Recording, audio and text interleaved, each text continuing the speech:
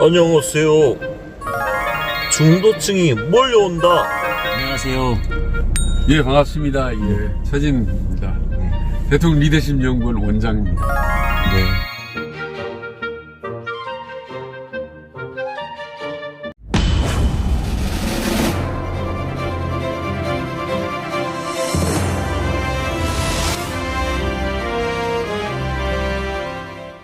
안녕하세요.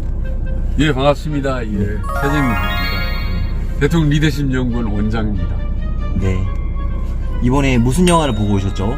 저는 건국전쟁이라고 해서 요즘 뭐 관객 100만 명 넘어서 너무 유명한 영화죠. 지금 벌써 한 달 지났는데 아직도 만나는 사람한테 얘기하고 언론에도 많이 나오고 있습니다. 예, 그래서 제가 영화를 봤는데 제 대통령 영화 아닙니까?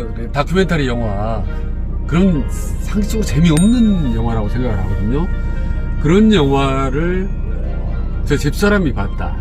이거 하나만 해도 대단한 겁니다. 절대 그런 영화 안 보는 정치에 진짜 관심 없습니다. 일도 없는데 그 영화를 보고, 그리고 우리 또 장모님이 생전 영화하고는 담 쌓고 사는 분이 건국전 영화를 봤다. 그러니까 주위에서 다큐멘터리, 정치적인 대통령, 그것도 멀리 70년 전에 활동했던 대통령 이 영화를 봤다.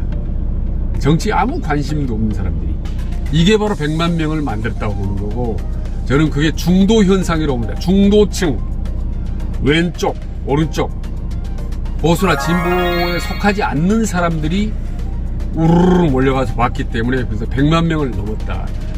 그래서 건국전쟁 영화는 단순히 영화의 문제가 아니라 지금의 정치의 문제, 총선의 문제, 그 다음에 요즘 일반적인 모든 사람들의 문제라고 봅니다. 그러니까 정치, 이데올로기, 노 땡큐. 이제는 중도, 우리가 먹고 사는 문제가 중요한 사람들, 이 사람들의 힘이 분출된 영화. 중도 시대의 파워를 보여준 현상 중에 하나가 바로 건국전쟁 100만 명으로 나타났다고 저는 봅니다. 네, 감사합니다. 그리고 이승만 대통령의 성장 스토리가 궁금한데요. 그 이야기도 한번 소개 부탁드리겠습니다. 그러니까 이승만 대통령 이름이 상당히 특이합니다. 사실 원래요 이승용이었습니다. 승용, 이을승자, 용용자. 왜냐하면은 이승만 대통령이 6대 독자인데 이씨 왕조의 직계 후손입니다. 그러니까 왕손이죠. 과거 세종대왕 형이었던 양녕대군의 16대 후손입니다.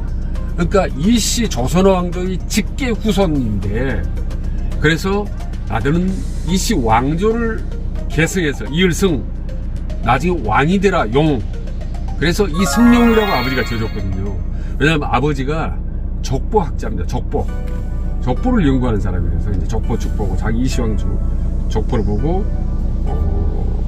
승용이라고 지어줬는데, 무슨 일인지 무슨 연구인지 정확히 이유는 나오지 않지만 나중에 이름을 바꿨습니다. 용용자를 늦을 만자로. 이름에 잘 쓰지 않는 글자입니다. 용용 만자가. 그래서 이승만, 왕손을 이어라 이시왕조를. 그러나 늦게, 늦을만. 근데 실제로 늦게 왕이 됐지 않습니까? 73살에 왕이 됐습니다. 그러니까 이름 그대로 되는 거죠. 근데 사실요, 우리나라 대통령 이름 풀이를 제가 다 했어요. 이승만부터 윤석열까지. 언제 기회가 있으면 제가 말씀드리고 싶어요. 그리고 여러분들도 이름 있잖아요. 한자 이름 보면 그 이름에 여러분들의 성격, 과거, 현재, 미래가 다 들어있습니다. 이건 풍수하고 전혀 상관이 없습니다. 그래서 노태우도 원래 클태자, 용용자, 그래 노태룡이었습니다. 큰 용이 되라고. 근데 나중에 이름을 바꿨어요. 너무 이름이 튀어나오면 정 맞는다. 그래서 좀 어리버리하게, 어리숙하게 보일 필요가 있다. 그래서 용자 대신에 어리석을 우. 그래서 노태우입니다. 클태자, 어리석을 우자.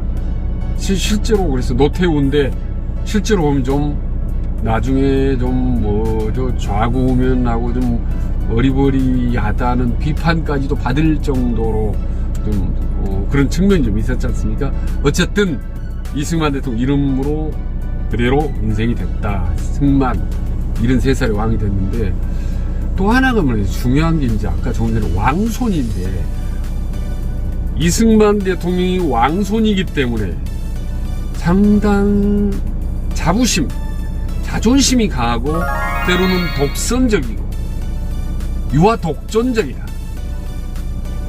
그래서 어떻게 보면 자기 아니면 안 된다.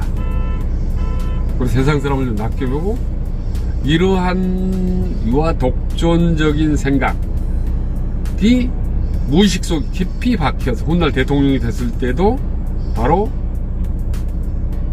유교적 가부장주의로 가부장적인 측면이 있습니다. 그런데 그게 전부는 아니에요. 여기까지는 사람들이 비판적으로 많이 보는 측면이 있는데, 아니 그때가 해방정국화인데 그런 자부심이 있고 말이죠. 어떻게 보면 깡다구가 있어야 미국이나 일본하고 맞짱을 틀 수 있을 거 아닙니까? 너무 겸손하고 너무 움츠러들고 말이죠. 이렇게 너무 유약한 지도자는 당시 그 혼란의 해방정국 이후 정부를 헤쳐나갈 수가 없어요. 그래서 오히려 그런 왕성후유라는 강력한 자부심, 이런 자의식, 나르시즘, 이런 것들이 오히려 나중에 대통령이 되는 긍정적인 요인으로 작용했다라고 저는 보는 거죠. 그래서 왕손이라는 게 혹시 부정적인 측면도 있을 수 있지만은 훗날 대통령이 되고 국가를 운영하는 데는 상당히 긍정적인 측면도 많았다라는 부분을 제가 말씀을 드립니다. 네, 감사합니다. 그리고 대통령의 이승만 대통령의 인성 품성은 어떠셨나요? 그 품성은 그 성격입니다. 아시다시피. 근데 한마디로 말하면 외향형입니다. 칼 융의 MBTI를 개발한 칼 융의 성격 유형에 의하면 자아의식이 강한 외향형인 거죠. 그러니까 말이 많고 활동적입니다. 그래서 우리나라 대한민국의 대중연설의 효시입니다. 처음으로. 그래서 파고당을 앞에 처음으로 연설한 사람이 바로 이승만 대통령이었고, 미국에서 말이죠. 독립운동할 때에 학교를 다니면서 독립을 했지 않습니까? 근데 학점이 엄청 안 좋아요, 학교. 왜냐? 대중연설을 하러 전부 미국 곳곳을 돌아다녔습니다. 지금도 요즘 최근에도 공개된 동영상 보면 정말 대중연설을 잘하거든요. 한국말도 잘하고 영어로도 잘하고. 그래서 외향형, 대중들에게 파고들고 설득을 시키고 흥분시키는 아주 운명가로서의 능력이 탁월합니다. 그래서 이런 사람들이 이제 외향형의 특징이 다른 사람이 자기보다 더 잘하는 거를 잘 용납치를 못합니다. 그래서 어떻게 보면 그런 부분들이 이제 정적들을 제거하는데 어떻게 보면 부정적으로 작용할 수 있죠.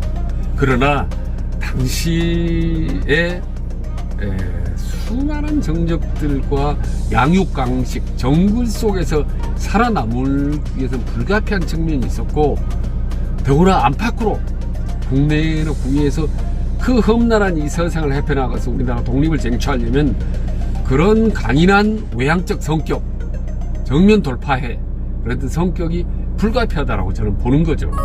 그래서 외향형 단점도 있었지만 그래도 장점이 훨씬 더 많이 저는 작용했다라고 보는 면에서 저는 이승만의 성격도 어떻게 보면 저는 재평가하고 있습니다. 네, 감사합니다. 정치 스타일이나 화법은 어떠셨는지, 소통 이런 거에도 한번 여쭤보겠습니다. 그래서 조금 이제 제가 문자를 쓰면 헤롤드 라수엘이라는 유명한 정치 심리학자, 그 사람의 분류법에 의하면 이승만 대통령은 선동가형입니다. 그 반대로 하는 게 이제 공무원 스타일의 행정가형이 있는데, 이승만 대통령은 선동한 사람들입니다. 에지테이터 스타일에 선동하고 사람들이 막 확 흥분하게 만드는 선동가적 기질이 뛰어납니다. 근데 요즘엔 상당히 선동가형 하면 좀 부정적으로 하는데 전혀 그렇지가 않습니다. 당시 온 국민들의 마음을 막 뜨겁게 달아올리게 해야 독립 정신을 불태울 수가 있는 거죠. 그래서 그런 선동가적 기질이 유감없이 발휘했다. 그래서 화법도 대중출화적인 화법입니다.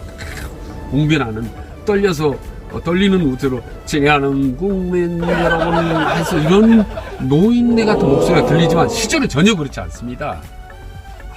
아주 폐부를 찌르가는 그 연설로 해서 국민들의 어떤 애국심을 일깨워주는 데는 탁월한 능력이 있었죠. 그래서 선동가형, 그러니까 긍정적인 의미에 있어서의 선동가형의 정치 스타일을 갖고 있다라고 말씀드릴 수가 있겠습니다.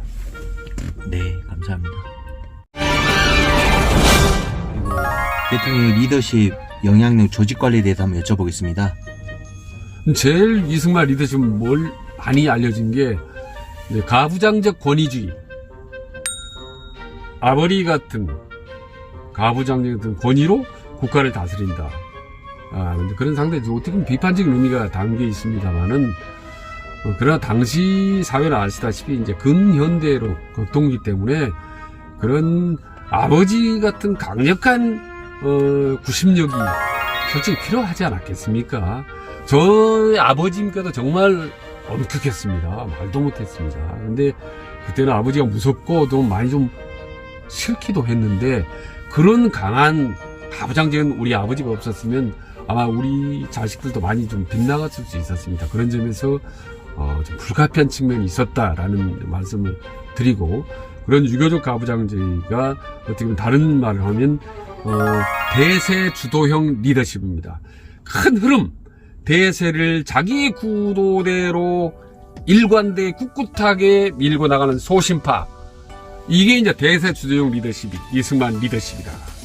대세 편승형처럼 이리 왔다 갔다 하는 것질 않고 자기가 원하는 것 직선적으로 밀고 나가는 스타일이 어떻게 보면 독선적 측면도 있지만 사실은 그런 면이 직진해서 반드시 우리나라가 원하는 방향으로 갔을 수 있다. 그래서 반공주의라든지 상당히 한미 우호 조약이라든지 이런 많은 내부 반대가 있었지만 밀어붙여서 결국은 많은 성과를 낼 수 있었다고 저는 봅니다.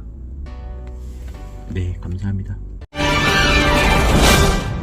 시대 정신 글로벌에 대해서 한번 여쭤보겠습니다. 시대 정신은 옛날 50년, 100년 전이나 지금이나 너무나 중요합니다. 그러니까 시대 정신은 국민들이, 다수의 대중들이 원하는 지도자의 상이 있거든요. 근데 여러분, 이승만 대통령 시절이 1948년에 이제 정부 수립하고 50년대가 어떤 때입니까? 미군이 지배하던 시절입니다. 1945년에 8.2 해방돼서 3년 동안요, 미 군정이었습니다. 그러니까 미군이 대한민국을 통치했어요. 사실은 3년 동안 어떻게 보면 좀 표현이 모르지만 식민지 비슷한 겁니다. 미국이 지배하던 나라인데, 이때 미국말 영어를 잘 쓰지 않으면 그 애들하고 어떻게 상대를 합니까? 이승만 대통령 미국에서 40년 살다 왔습니다. 명문대 쫙 나왔어요. 하버드, 프린스턴, 워싱턴 대학교. 그러니까 미국말 잘하고 미국말 명문대학교 나왔기 때문에 그 3년 동안, 미 군정 기간 동안에 메가드 장군이나 하지 장군이나 미국의 대통령들하고 맞짱을 튼 겁니다. 그렇지 않고 말이죠, 고종 황제처럼 정말 세상 아무것도 모르는 사람은 미국이 완전히 당할 수가 있어요. 그런 점에서 저는 이승만 대통령이 어찌됐든 대통령이 될 수밖에 없었던 제일 중요한 요인 하나만 꼽으라면 저는 영어 실력 그리고 미국 인맥이라고 봅니다. 그런 점에서 저는 대통령이 될 수밖에 없던 그런 시대적 배경, 시대 정신을 타고난 인물이다라고 볼 수 있는 건데요. 근데 제가 쭉 이승만 대통령 말씀드리면 마치 완전 이승만 대통령 일방적으로 미화한 것 같고 미화하고 찬양한 것 같은데 전혀 저는 그렇게 생각하지 않습니다. 솔직히 말씀드리면 백번 김구 선생 같은 경우는 대한민국에서 존경하는 인물 항상 1, 2등에 오릅니다. 비록 대통령을 못하시고 비운에 정말 이 세상을 떠났지만은 우리나라 국민들이 다 존경하는 인물이죠. 충분히 제대로 평가를 받았죠. 근데 이승만 대통령 같은 경우는 완전히 12년 동안 독재자, 인권 탄압하고 친일파 청산 못하고 하는 정말 나쁜 지도자로 돼버렸지 않습니까? 이런 부분은 우리가 조금은 바로잡아볼 필요가 있다. 이게 바로 저는 중도적 시각이라고 저는 보는 거고, 그래서 건국전쟁이 어떻게 보면 이승만의 미화가 아니라 좀 바로 잡는 것, 재평가하는데 기여했다고 저는 보는 겁니다. 그런 점에서 오늘 저는 이승만 대통령 이번에 다룬 건국 경쟁을 계기로 우리 대한민국 모든 대통령을 한번 새롭게 재평가해보자는 겁니다. 심지어 전두환 대통령이라든지 노태우 대통령까지도, 왜냐하면 노무현 대통령이라든지 김대중 대통령 충분히 높이 평가를 받았습니다. 근데 어찌됐든 우리나라 대한민국의 국가 지도자들이기 때문에 우리가 한번 제대로 이번 기회에 재평가를 하고 제대로 보자, 중도적 관점을 한번 확실히 갖자라는 게 제 주장입니다. 이상 말씀드렸습니다. 네, 감사합니다. 또 다음 편이 궁금합니다. 다음 편 소개 한번 부탁드리겠습니다. 네, 오늘 이승만 대통령에 대해서 이제 약간 말씀드렸습니다. 다음에는 박정희 대통령에 대해서 한번 얘기를 해보고 싶어요. 근데 이제 우리나라 사람들 박정희 대통령은 너무나 많이 안다고 생각하지만 너무 모를 수가 있습니다. 여러분, 박정희 대통령이 18번 놀이 아세요? 제일 좋아하는 애창곡, 그리고 제일 술을 가장 많이 마셨을 때 박정희 대통령이 얼마나 술을 마셨는지, 그리고 어떤 사람을 제일 좋아하는지, 용의술수에 어떤 특징이 있는지, 이런 인간 박정희 대통령 부분에 대해서 우리가 좀 흥미진진한 주로 비화 위주로, 알려지지 않은 내용 위주로 한번 저희들이 깊은 분석을 한번 해봤으면 좋겠다는 생각입니다. 인간 박정희의 퍼스널리티 그리고 리더십, 다음 시간에 말씀드리도록 하겠습니다. 네, 감사합니다.